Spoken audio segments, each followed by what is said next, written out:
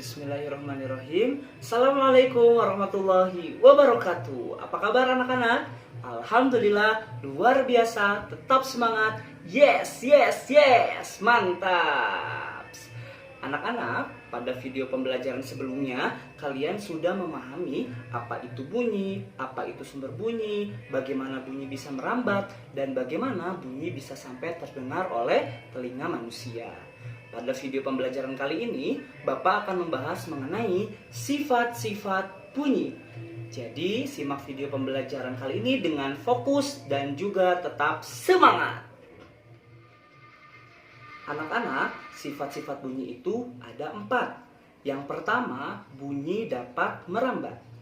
Yang kedua, bunyi dapat dibiaskan. Yang ketiga, bunyi dapat dipantulkan. Dan yang keempat, bunyi dapat diserap. Bapak akan menyampaikannya satu persatu. Sifat bunyi yang pertama adalah bunyi dapat merambat.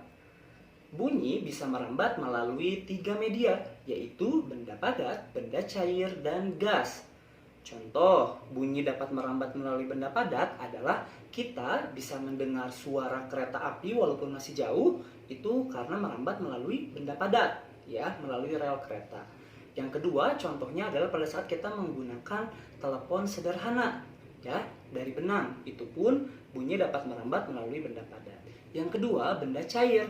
Pada saat kita berada di dalam kolam dan kita menenggelamkan diri, itu kita masih bisa mendengar suara orang yang sedang berbicara ataupun berteriak di luar kolam. Dan yang ketiga, bunyi dapat merambat melalui gas. Contohnya, kita bisa mendengar suara pesawat terbang, ataupun pada saat Bapak berbicara, bisa kalian dengar, itu karena adanya perambatan bunyi melalui udara. Sifat bunyi yang kedua adalah bunyi dapat dipantulkan. Pernahkah kalian melempar bola ke dinding tembok? Apa yang akan terjadi? Ya, bola tersebut pasti akan memantul. Begitupun dengan bunyi. Bunyi juga dapat memantul jika dalam perambatannya dihalangi oleh benda yang keras, seperti dinding, kayu, kaca, ataupun besi. Bunyi pantul berdasarkan jarak antara sumber bunyi dengan dinding pantulnya itu dibedakan menjadi 2 macam. Ada gaung dan juga gema.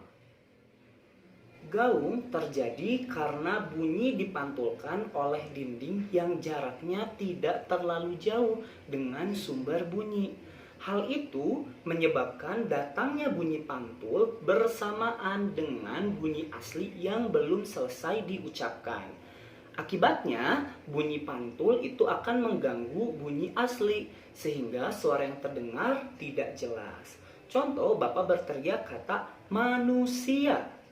Nah, sebelum kata manusia itu selesai, bunyi pantul sudah datang. Ketika Bapak baru mengucapkan manu, bunyi pantul ma itu sudah datang. Makanya itu yang menyebabkan suara asli kurang terdengar dengan jelas. Gaung biasanya terjadi pada ruangan yang sempit. Contohnya adalah toilet. Bunyi pantul yang kedua adalah gema.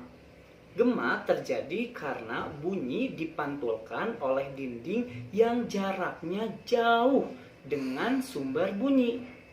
Hal itu menyebabkan datangnya bunyi pantul setelah bunyi asli selesai terucapkan. Jadi bunyi pantulnya itu akan terdengar lengkap dan jelas karena datang setelah bunyi asli selesai diucapkan. Contohnya, Bapak mengucapkan kata manusia. Nah, bunyi pantulnya itu akan muncul setelah Bapak selesai mengucapkan kata manusia. Jadi manusia, manusia, manusia, tapi suaranya semakin lemah. Bunyi pantul gema ini muncul biasanya pada ruangan yang luas dan jarak dinding pantulnya itu jauh. Contohnya di tebing, di pegunungan, atau di daerah yang luas. Di gua juga sama, ya. Itu akan terdengar bunyi gema. Sifat bunyi yang ketiga adalah bunyi dapat diserap.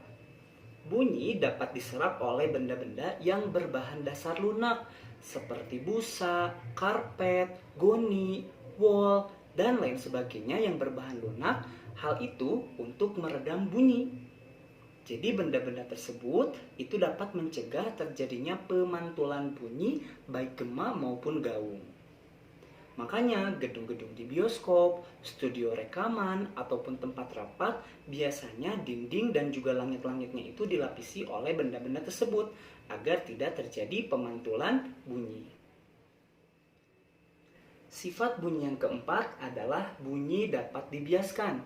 Jadi akan membuat bunyi yang dihasilkan tidak sekeras bunyi aslinya. Contohnya adalah suara petir. Suara petir akan terdengar lebih keras pada malam hari daripada siang hari. Karena pada malam hari suhunya jauh lebih dingin daripada siang hari. Nah, itu sifat bunyi yang dapat dibiaskan.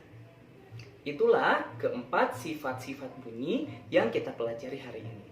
Jika ada pertanyaan mengenai sifat-sifat bunyi, bisa kalian tanyakan di kolom komentar ataupun di WhatsApp group. Terima kasih atas perhatiannya. Wassalamualaikum warahmatullahi wabarakatuh. Sampai jumpa.